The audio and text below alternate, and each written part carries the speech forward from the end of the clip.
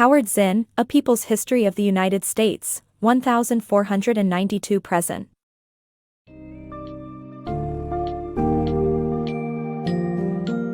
Dive into the untold, raw history of the United States through the eyes of the oppressed and marginalized, with Howard Zinn's A People's History of the United States, 1492 present. This summary will guide you through the unvarnished truth about the exploitation of Native Americans, the hypocrisy behind the nation's wars, the manipulation of power in the hands of the elite, and the hidden struggles of women, workers, and minorities. Far from the glorified tales often taught, discover the darker side of history, the injustices that shaped a nation, and the inspiring stories of resilience and resistance.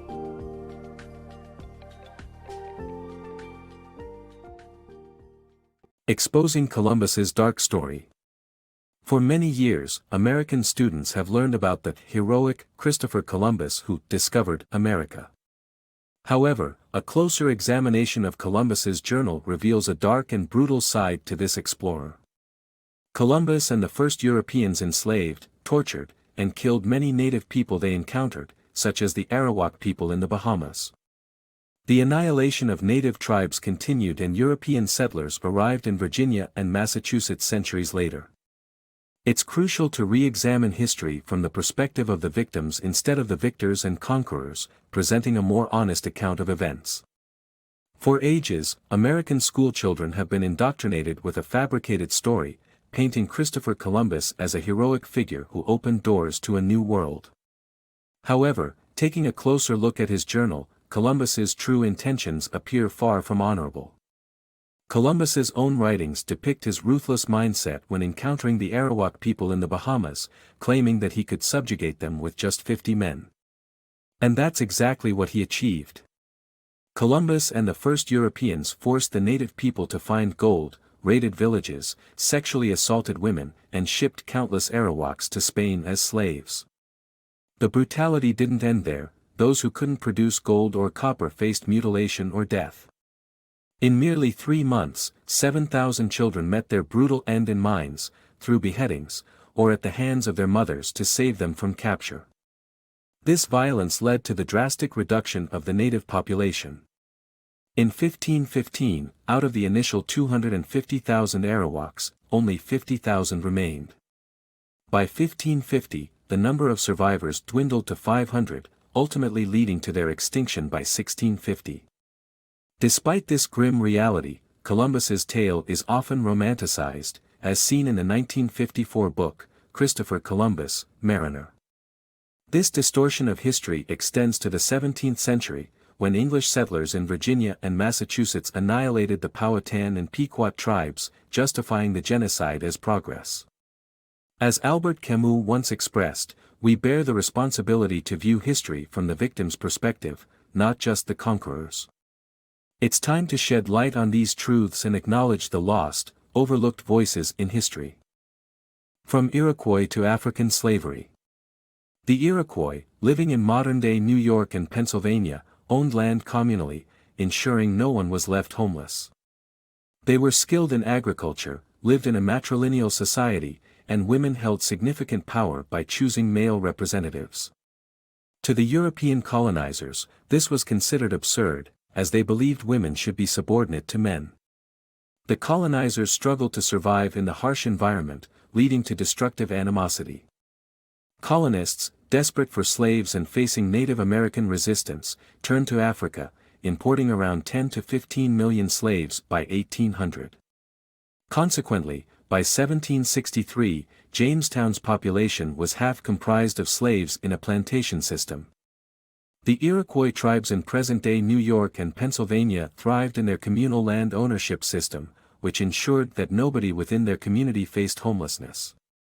With a strong understanding of agricultural practices, these native residents of America were also known for their matrilineal societal structure. Women held significant power, being responsible for selecting men to represent the tribe in decision-making processes and removing them if found unsuitable. European colonizers, unfamiliar with the principles held by the Iroquois, viewed these customs as absurd, as they did not align with their own beliefs of women being subordinate to men. Struggling to adapt to their new surroundings and finding themselves incapable of sustaining their new lives, animosity grew between the colonizers and indigenous peoples. Feeling bitter about their own miserable conditions and envious of the flourishing natives, colonizers resorted to distributing smallpox-infested blankets among them to reduce their population. Their ultimate objective was to enslave the native population. However, due to the resistance shown by the Native Americans, the colonizers sought slaves elsewhere. The Dutch and the English turned their attention to Africa, participating in the horrendous mass transport of 10 to 15 million African slaves by 1800. Trapped in brutal living conditions, many slaves did not survive the journey. In Jamestown, as a result of the rapidly growing slave trade, half of the population comprised enslaved individuals by 1763. The town's landscape became marked by sprawling plantation systems that depended on the lives of stolen, enslaved people. Dispelling myths of submission. Contrary to the beliefs of some historians, African slaves were not naturally submissive, evidenced by their participation in uprisings from the onset of the slave trade. The early American ruling class feared a unified revolt by slaves and lower-class whites, leading to laws that forbade interaction between the two groups. Half of the people arriving in America during that time were white servants, originating mainly from England, Ireland, and Germany. The top 1% of the nation held 44% of the wealth by 1770, a discrepancy still evident today, as the Founding Fathers, primarily wealthy landowners, created a government focused on protecting their interests. Rigid property requirements for running for office ensured that the richest 10% of the population maintained control over the government. Dispelling the belief propagated by historians like Ulrich Phillips that African people are inherently submissive, records show that African slaves have actively participated in uprisings since the commencement of the slave trade. As an illustration, in 1712, 21 slaves in New York were executed for plotting a revolt that ultimately claimed the lives of 9 white individuals. As expected, the early American ruling class expressed grave concerns over the possibility that slaves would form alliances with lower-class whites to overthrow the authority of wealthy property owners. In response, they enacted laws that prohibited white and black people from communicating with each other. This precaution was well-founded, as numerous uprisings indeed witnessed the collaboration of white servants and black slaves. It is crucial to note that approximately 50% of arrivals to America during this period were white servants hailing from countries such as England, Ireland, and Germany. Class distinctions became increasingly entrenched, culminating in the top 1% of the population owning 44% of the nation's wealth by 1770, a pattern that continues to persist. This concentration of wealth and power traces its origins to the Founding Fathers, wealthy landowners who built a federal government geared to protect their assets. The United States Constitution, precisely designed to protect landowners, failed to consider the needs of slaves, servants, women, and the propertyless. Furthermore, this disparity was augmented by laws that favored the wealthy, such as the 1776 Maryland requirement stipulating a minimum property value of £5,000 for gubernatorial candidacy. As a result, a pattern emerged, ensuring that the richest 10% of the U.S. population tightly controlled government affairs. Unheard voices, women's struggle. Despite being excluded from the U.S. Constitution, women in early American history were desperately battling for recognition and against unjust treatment. Arriving in Jamestown in 1619, they faced a life of degradation, servitude, and misery. To keep them submissive, they were fed oppressive ideologies by a literature like Advice to a Daughter, which urged compliance and obedience to men. However, after the American Revolution, a transformative shift occurred. The literacy rate among women increased, prompting them to fight for better working conditions and assert their rights. Influential figures like Elizabeth Cady Stanton and Lucretia Mott emerged, developing the groundwork for the women's rights movement in the U.S. America's expansion, Unveiled. Elementary school history books often leave out crucial details about the American Indian removal and the mid-1800s wars against Mexico. During this time, Native American tribes were forced to relocate continually, with the Cherokee people experiencing significant losses during the Trail of Tears. Meanwhile, President James Polk aimed to extend the United States borders to the Pacific Ocean. He engineered a highly controversial plan, provoking Mexico into war to acquire California. The conflict saw brutalities on both sides, and despite the casualties, Polk achieved his goal, expanding the United States territory. In the depths of American history lies the often overlooked story of the forced removal of Native American tribes. A series of broken treaties pushed these tribes further west, culminating in the mass migration known as the Trail of Tears. The Cherokee people, for instance, experienced countless hardships during this relentless march, resulting in the deaths of around 4,000 out of 17,000 Cherokees. Adding to the historical shadows is President James Polk's quest to expand the United States borders to the Pacific Ocean. Polk's ambitions led him to seek control of California, then part of Mexico. In a cunning move, he sent troops to the northern bank of the Rio Grande, goading the Mexican forces into firing the first shot. This act sparked a violent and horrific war. America's army, primarily made up of recent immigrants, faced grueling conditions, including disease and heat stroke. Amid the chaos, American soldiers engaged in pillaging and brutality, leading Mexican guerrillas to respond with equal cruelty. Despite the savagery and loss of life, President Polk ultimately achieved his expansionistic goals. By February 1848, Polk's objective was met, with a payment of $15 million establishing the Rio Grande as the new border between Texas and Mexico. Additionally, California and New Mexico were incorporated into the United States. This crucial event is a perfect example of how the relentless pursuit of expansion can lead to untold human suffering and historically forgotten details. Unveiling Lincoln's divisive policy. In the turbulent 1860s, the United States faced a growing divide between the North's bankers and manufacturers, who desired an economy that would support their interests, and the South's plantation owners, who felt threatened by the Republican agenda. As Abraham Lincoln rose to power, the Southern states rejected the Union and the American Civil War erupted. Although Lincoln is often lauded for his role in ending slavery, he was primarily focused on maintaining the Union and its financial and political systems.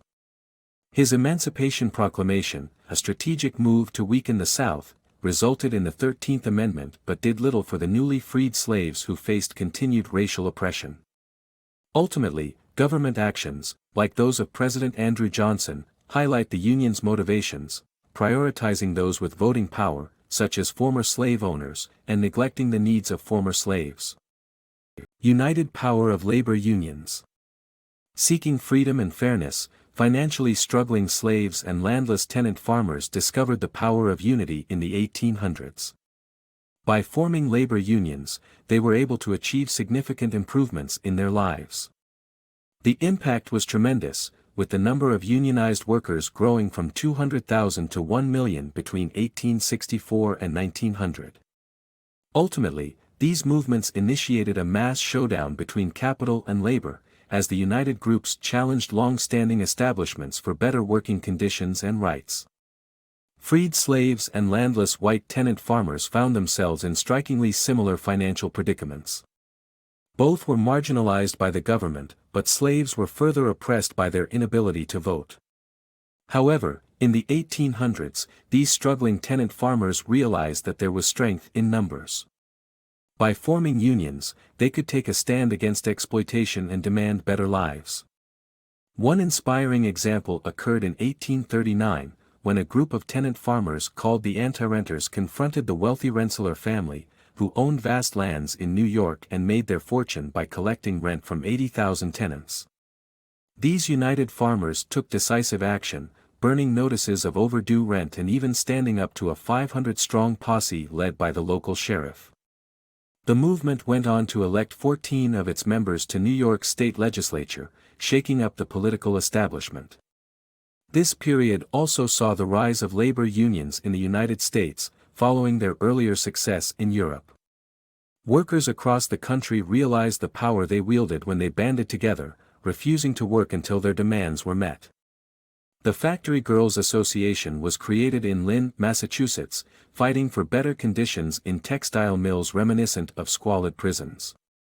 From an initial 200,000 members in 1864, labor unions exploded to over 1 million by 1900, which set the stage for a grand showdown of capital versus labor. The perseverance and unity of exploited workers had led to tangible reforms and successfully challenged establishments that once seemed untouchable. Uniting workers through strikes. Strikes in the 1800s showcased the power of collective action, as workers across various industries tried to improve their working conditions and wages. A crucial instance was the 1877 railroad strike against hazardous conditions and low pay, which turned deadly but gained significant media coverage. This event brought attention to the importance of worker solidarity. Many unions at the time were founded on socialist and communist principles, like the Shoemakers Union and its newspaper The All. The Industrial Workers of the World, IWW, a radical union open to all workers regardless of their background, became a major force in the labor movement. Led by Eugene Debs, the IWW organized and supported striking workers, such as those in Lawrence, Massachusetts, in 1912. Despite facing violent opposition, the IWW persisted in advocating for the rights of workers across the nation. Hidden motives of World War I involvement.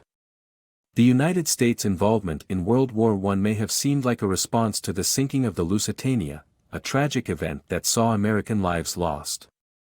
President Woodrow Wilson presented it as such, proclaiming a defense of American rights. However, beneath the surface, there were significant economic reasons for joining the war. In truth, Wilson's government repealed the ban on private loans to foreign countries, resulting in substantial profits for American businesses supplying the Allied forces. World War I provided a golden opportunity for U.S. monopolies to expand into international markets, further enriching the ruling elite. Wilson's rhetoric appears hypocritical when contrasted with the violations of American values perpetrated during the war, such as the Espionage Act and the Conscription Act. Consequently, the U.S. entry into World War I was driven by more than just the defense of liberty. There were powerful economic motives at play too. Profiting from war's hypocrisy. During World War II, the U.S. exhibited hypocrisy by treating African American soldiers poorly while condemning German antisemitism. President Franklin D. Roosevelt focused on protecting American interests, especially resources like rubber and tin, rather than Germany's racism. Prior to Japan's attack on Pearl Harbor, economic sanctions and embargoes were imposed on Japan by the U.S. in response to the former's threatening actions. This set the stage for the U.S. government to potentially justify war with Japan.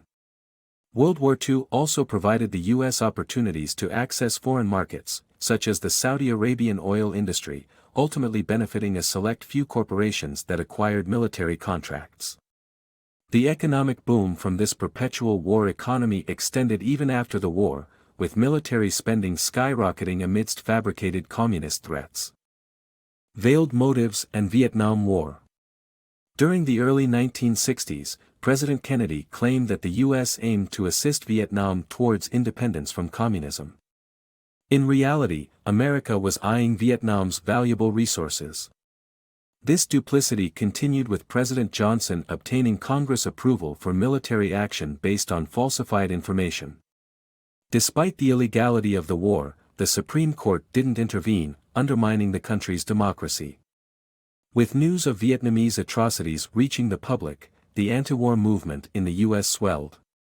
In the 1960s, President John F. Kennedy publicly stated that the United States was helping Vietnam achieve independence from its communist regime. However, behind closed doors, his administration was more interested in Vietnam's abundant resources, such as rice, rubber, tea, corn, and oil.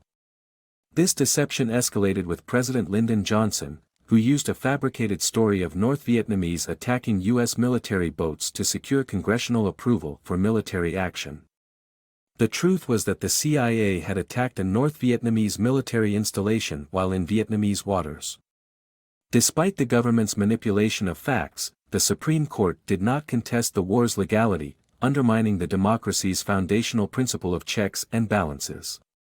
As the war unfolded, news of monstrous acts perpetrated against Vietnamese civilians reached the American public, fueling widespread anti-war protests during the 1960s.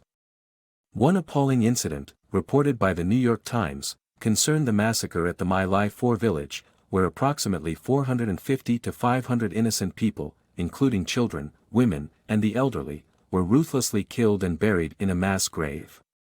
During the conflict, an unprecedented 7 million tons of explosives were dropped on Vietnam, destroying not only military targets but also civilian infrastructure such as Buddhist temples.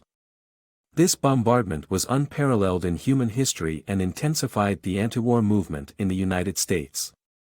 By 1969, public demonstrations against the war grew from around 100 protesters in Boston Commons to 100,000 in the same location, with an additional 2 million people participating in nationwide protests.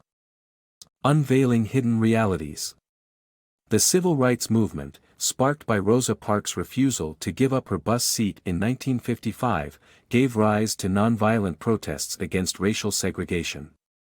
Unfortunately, the peak of this movement saw the government manipulating events and censoring activists. Despite the Civil Rights Act of 1968, there remained an exception in the law, allowing for discrimination during times of civil unrest. When Rosa Parks was arrested in 1955 for declining to surrender her bus seat to a white passenger, she unknowingly became the catalyst for the civil rights movement. This led to the spread of nonviolent protests nationwide, such as the whites-only lunch counter sit-ins at a Woolworth's department store in 1960. It is often believed that the pinnacle of the civil rights movement was during the summer of 1962, when Martin Luther King Jr. led a march on Washington, attracting 200,000 people. However, most remain unaware that the protest's leaders negotiated with the Kennedy administration beforehand. This resulted in the censorship of more radical activists like John Lewis from the Student Nonviolent Coordinating Committee, SNCC. The march concluded with a family-friendly picnic and government co-optation, rather than an unyielding plea for human rights. What followed was 6 years of government indifference, accompanied by excessive violence inflicted upon the black community. The disillusionment provoked people to abandon nonviolence in 1967, leading to the largest urban riots in history. In response, the Civil Rights Act was passed in 1968, which intended to bolster anti-discrimination laws. Nonetheless, a critical exception was incorporated into the act: minorities would not be granted rights during government-ordered law enforcement, National Guard, or armed forces involvement to suppress civil unrest. To compound these issues, any group of 3 or more people threatening violence was labeled as a riot, casting an even darker shadow on the era's legacy. The unfolding of hidden power. The U.S. government's history of quelling public dissent and catering to the wealthy became more transparent by the 1970s, with public opinion showcasing growing distrust. Subsequent administrations carried on the trend of acting without congressional approval in international affairs, siding with oppressive regimes that committed horrific acts against dissenters. These administrations, including Reagan's, resorted to secret deals and funding of counter-revolutionary forces to protect American interests, even if it meant lying and facing prosecution for supporting terrorists.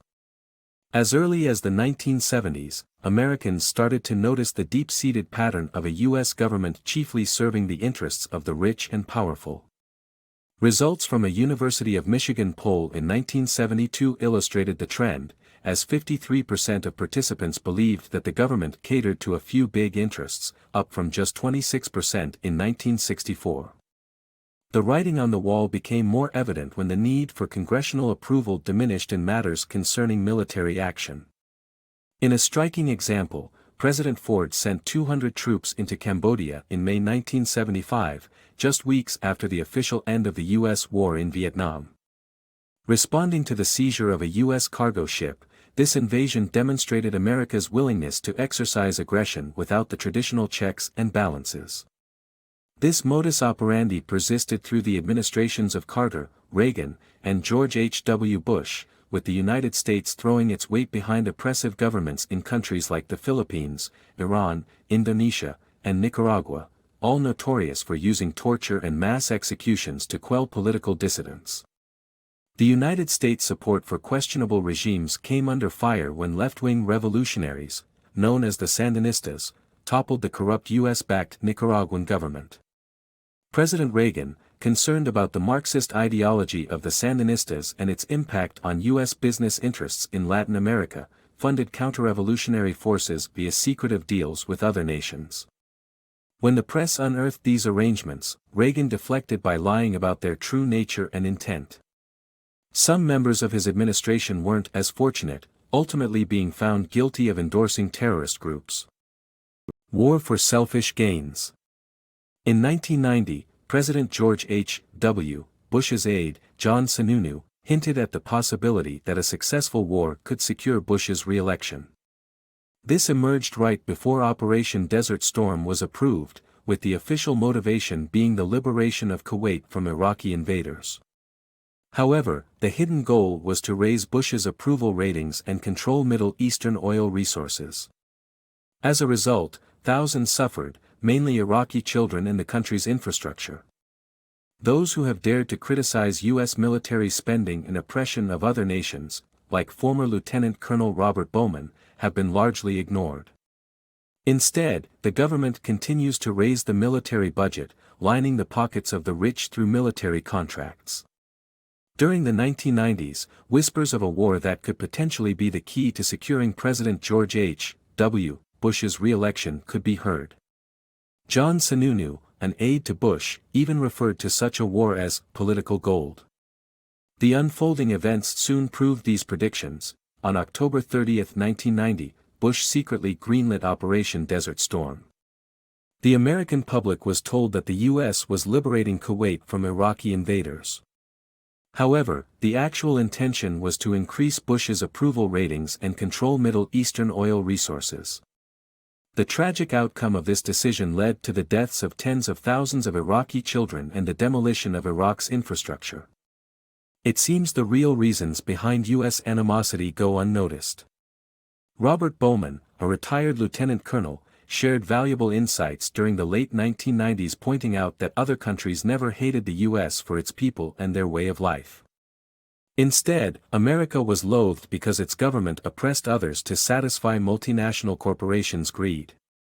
Despite Bowman's sage words, those who criticize the government's strategy rarely get attention. After September 11, 2001, little has changed. Military budgets are still on the rise, and the search for enemies persists, even when there's no imminent threat. This reality perpetuates the cycle of aiding the super-rich while maintaining the status quo, a pattern persisting to this day, with military spending doubling from $300 billion in the 1990s to a staggering $600 billion today.